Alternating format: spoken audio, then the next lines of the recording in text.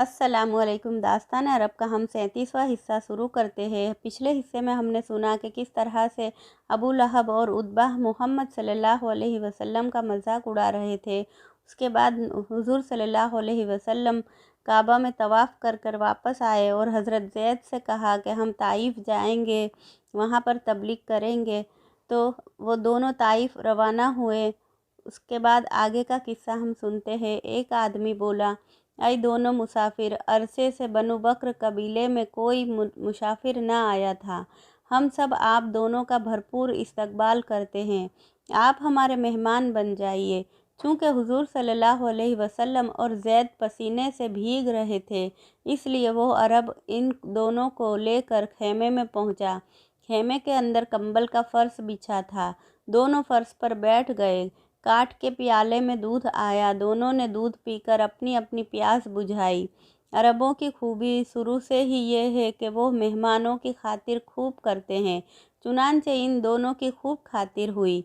जब हुजूर सल्लल्लाहु अलैहि वसल्लम ने कुछ देर आराम कर लिया तो आपने कबीले के लोगों को जमा करके फरमाया, ऐ बनु बकर कबीले के गैरतमंद अरबों, तुम मुझे पहचानो कि मैं कौन हूँ? तुमने मुझे पहचाना कि मैं कौन हूँ? कुछ लोगों ने कहा, हमने आपको कभी नहीं देखा, इसलिए हम आपको नहीं जानते।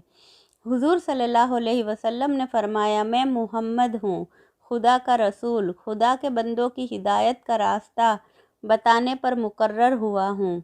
एक आदमी बोला, हम समझ गए कि आप हमारे माबूदों की बुराइयां करते हैं और हमारे मज़हब की तौहीन करते हैं। मालूम होता है कि मक्के वालों ने आपको निकाल दिया है, इसलिए आपका जब तक जी चाहे हमारे यहाँ मेहमान की हैसियत से रहे, पर हमारे मज़हब के ख़िलाफ़ एक लफ्ज़ भी ना कहे। हम आपकी खिदमत करेंगे और जब तक बनु बकर का एक एक आदमी ज़िंदा है, आपको आपके दुश्मनों से बचाएगा, पर यह गवारा न करेंगे कि आप हमारे माबूदों को बुरा भला कहें। हुजूर सल्लल्लाहु अलैहि वसल्लम ने फरमाया, मैं जो कुछ कहता हूँ वो सुन लो। एक बूढ़े आदमी ने कहा, नहीं, हम नहीं सुनेंगे। हुजूर सल्लल्लाहु अलैहि वसल्लम ने बहुत चाहा कि वो लोग आपकी बातें गौर और तवज्जो से सुने, पर कोई सुनने पर तैयार न हुआ। मजबूर होकर हुजूर सल्लल्लाहु अलैहि वसल्लम उठे, ज़ैद को साथ लिया और ताइफ की तरफ चल दिए। कबीला बनु बकर के लोगों ने बहुत कहा कि आप हमारे यहाँ मेहमान की हैसियत से कुछ दिन क़याम करें, लेकिन आपने कह दिया कि जब तुम लोग मेरी बात सुनने से इनकार करते हो तो मैं कैसे तुम्हारे यहाँ क़याम कर सकूँगा। आपने 2 दिन रास्ते में क़याम किया और तीसरे दिन दोपहर से पहले ही ताइफ पहुँच गए। ताइफ बड़ा शहर था। बड़े मंदिर का कलश मीलों से नज़र आता था। इस शहर में कबीला बनी सफ़ीक की हुकूमत थी। बनु सफ़ीक के सरदार 3 भाई अब्द या लैल, मसूद और हबीब थे। तीनों बड़े घमंडी और शरकस थे। अपने से ज़्यादा किसी को शरीफ समझते ही नहीं थे। जिस दिन हुजूर सल्लल्लाहु अलैहि वसल्लम वहां पहुंचे, उस दिन तमाम ताइफ वाले लात के बड़े मंदिर में बड़े बुत की पूजा के लिए जमा हो रहे थे। हुजूर सल्लल्लाहु अलैहि वसल्लम ज़ैद के साथ मंदिर आ पहुँचे। आपने देखा कि मंदिर के बीच में एक बड़ा बुत जो 13 फुट से भी ज़्यादा ऊंचा था, एक बड़े और ऊंचे चबूतरे पर गड़ा हुआ था। बहुत बड़ा और भयानक है। तमाम लोग उसके चारों तरफ सजदे में पड़े थे। पुजारी ज़ोर ज़ोर से घंटे बजा रहे थे। हुजूर सल्लल्लाहु अलैहि वसल्लम बुत परस्ती के इस मंज़र को देखकर बहुत कुढ़े। आपने धीरे से कहा, काश ये लोग अपने हकीकी माबूद को पहचानें, उसके सामने झुके और उसकी इबादत करें। कुछ देर के बाद पूजा ख़त्म हो गई। लोग उठ उठ कर मंदिर से निकलकर अपने घरों की तरफ रवाना हुए। सबके बाद ताइफ के तीनों सरदार चले। इनके आगे आगे कुछ अरब सवार घोड़ों पर बैठे। इनके पीछे तीनों रईस चले और उनके पीछे 250 सवारों का दस्ता चला। हुजूर सल्लल्लाहु अलैहि वसल्लम एक तरफ खड़े होकर ताइफ के रईसों की सवारी का जुलूस देखते रहे। जब वो दूर निकल गए तो आप भी ज़ैद के साथ मंदिर से निकले और ज़ैद से बोले, ज़ैद, यह तीनों सरदार मालूम होते हैं। آپ کا خیال صحیح ہے لگتا ہے حضور۔ زید نے کہا، اگر یہ سردار میری بات مان لے تو پورا طائف مسلمان ہو جائے۔ آپ نے فرمایا، آؤ ان کے محل پر چلے۔ زید اور حضور صلی اللہ علیہ وسلم ان سرداروں کے محل پر پہنچ گئے۔ سب سے پہلے عبد یا لیل کا محل تھا۔ حضور صلی اللہ علیہ وسلم نے اس کے پاس چلنے کا ارادہ کیا۔ جب آپ اس کے دروازے پر پہنچے تو 4 عربوں کو ننگی تلوار لیے پہرے پر کھڑا دیکھا۔ پہرے والوں نے ان کو دور سے ٹوکا۔ حضور صلی اللہ علیہ وسلم نے قریب آ کر کہا، اپنے سرداروں سے کہو محمد مکہ سے آئے ہیں اور آپ سے کچھ کہنا چاہتے ہیں۔ ایک پہرے والا محل کے اندر گیا اور تھوڑی ہی دیر میں واپس آ کر بولا، چلیے ہمارے مالک نے آپ کو طلب کیا ہے۔ حضور صلی اللہ علیہ وسلم اس کے ساتھ چلے، زید بھی چلے۔ دونوں محل میں داخل ہوئے، اس کمرے میں پہنچے جس میں عبد یا لیل اور اس کے دونوں بھائی مسعود اور حبیب بیٹھے کھانا کھا رہے تھے۔ حضور صلی اللہ علیہ وسلم کو دیکھتے ہی تینوں بھائی حیران بھی ہوئے اور مرعوب بھی۔ تینوں نے ایک ساتھ حضور صلی اللہ علیہ وسلم کو دسترخوان پر آنے اور کھانے کے لیے کہا۔ حضور صلی اللہ علیہ وسلم ایک طرف بیٹھ گئے اور فرمایا، اے طائف کے سرداروں، میں آپ کی اس مہربانی کا شکریہ ادا کرتا ہوں۔ میں آپ کی خدمت میں اسی لیے حاضر ہوا ہوں کہ آپ کے سامنے وہ باتیں بیان کروں جن کو آپ کے کانوں نے آج تک نہ سنا ہوگا۔ تینوں نے حیرت سے آپ کو دیکھا اور تھوڑی دیر بعد عبد یا لیل نے کہا، وہ کیا بات ہے میرے بھائی؟ حضور صلی اللہ علیہ وسلم نے فرمایا، اے عرب کے سرداروں، میں اور آپ عرب میں رہتے ہیں۔ اس عرب کو، دوسرے دیسوں کو اور پوری کائنات کو، کائنات کی ہر چیز کو اس خدا نے پیدا کیا ہے جس کی خدائی میں کوئی شریک نہیں، جو ہوائیں بھیجتا ہے، بادل لاتا ہے، پانی برساتا ہے، پھل اور پھول اگاتا ہے، باغوں کو ہرا بھرا کرتا ہے، وہ ہر جانداروں کو کھلاتا ہے، پلاتا ہے۔ موت اور زندگی، بیماری اور صحت بھی اسی کے ہاتھ میں ہے۔ وہ ہر چیز پر قدرت رکھتا ہے، اس لیے اس کی عبادت اور بندگی ہونی چاہیے۔ خدا کی اس تعریف کو سن کر تینوں سرداروں کو غصہ آ رہا تھا اور ان کے چہرے مارے غصے کے لال ہو رہے تھے۔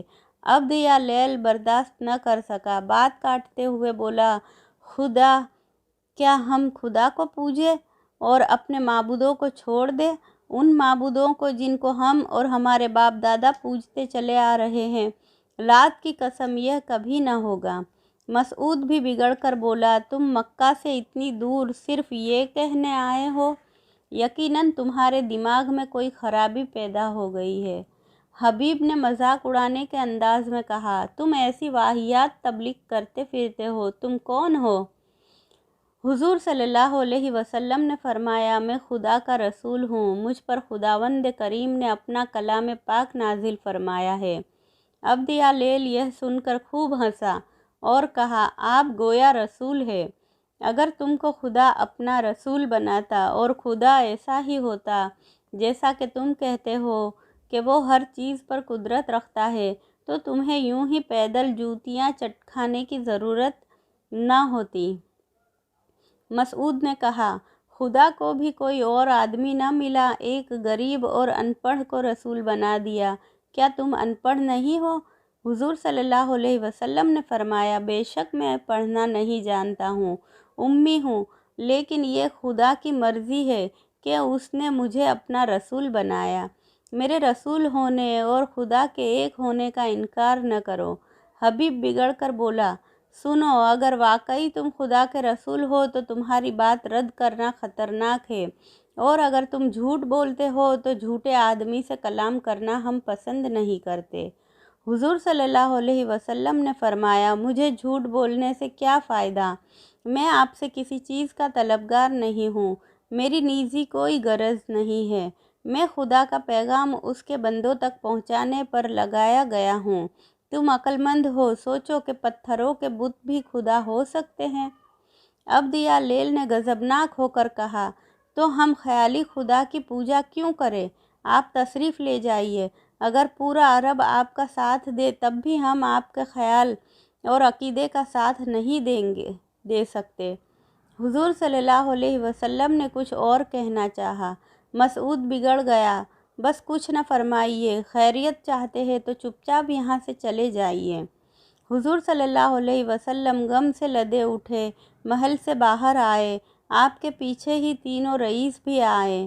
محل کے سامنے جو لوگ جا رہے تھے، عبد یا لیل نے ان کو روکتے ہوئے کہا، یہ دیکھو، مکے سے 2 آدمی آئے ہیں، ہمارے معبودوں کو برا کہتے ہیں، ذرا ان کی خبر تو لو۔ عربوں کو بھڑکانے کے لیے صرف اتنا کہہ دینا ہی کافی تھا۔ تمام لوگ حضور صلی اللہ علیہ وسلم کے پیچھے لگ گئے۔ انہوں نے شور ہنگامہ کر کے بہت سے آدمیوں کو جمع کیا اور حضور صلی اللہ علیہ وسلم کی پنڈلیوں پر پتھر مارنا شروع کر دیے۔ زید اس بات کی کوشش میں لگے ہوئے تھے کہ پتھر حضور صلی اللہ علیہ وسلم کو نہ لگے۔ اپنے ہاتھ اور پیر کنکر پتھر کے سامنے کر دیتے تھے۔ اس کے باوجود حضور کی پنڈلیاں لہو لہان ہو گئی۔ خون اتنا بہا کہ آپ کی جوتیاں خون سے بھر گئی۔ حضرت زید بچانے میں زخمی ہوئے۔ آپ نے حضور صلی اللہ علیہ وسلم سے عرض کیا، اے اللہ کے رسول صلی اللہ علیہ وسلم، آپ ان بدبختوں کے لیے بد دعا کیجیے۔ آپ نے فرمایا، زید، میں اپنی قوم کو بد دعا دینے کے لیے رسول نہیں بنایا گیا ہوں۔ حضور صلی اللہ علیہ وسلم نڈھال ہو گئے تھے، اس لیے زید کے کندھے پر ہاتھ رکھ کر چل رہے تھے۔ طائف کے بدمعاش حضور صلی اللہ علیہ وسلم کو گالیاں دیتے، برا بھلا کہتے، ڈھیلے مارتے۔ حضور صلی اللہ علیہ وسلم کے پیچھے پیچھے چلے آ رہے تھے، یہاں تک کہ حضور صلی اللہ علیہ وسلم لڑکھڑاتے ہوئے اور حضرت زید کا سہارا لیتے ہوئے طائف سے 3 میل باہر نکل آئے۔ تب جا کر ان شیطانوں نے پیچھا چھوڑا اور وہ واپس لوٹے۔ حضور صلی اللہ علیہ وسلم کھجوروں کے باغ کے قریب پیڑوں کے سائے میں بیٹھ گئے۔ چونکہ آپ بہت زیادہ زخمی ہو گئے تھے اور زخموں سے خون نکل رہا تھا، اس لیے نڈھال ہو کر ایک کھجور کے پیڑ کے سہارے لیٹ گئے۔ حضرت زید رضی اللہ عنہ آپ کے پاس بیٹھ گئے۔ انہوں نے اپنی پگڑی کی دھجیاں کی اور پنڈلیوں سے خون پونچھ کر زخموں کو دیکھا۔ کچھ زخم معمولی تھے اور کچھ گہرے۔ انہوں نے زخموں پر پٹیاں کسنی شروع کی۔ آگے کا قصہ ہم اگلی ویڈیو میں سنیں گے۔ تب تک کے لیے اللہ حافظ۔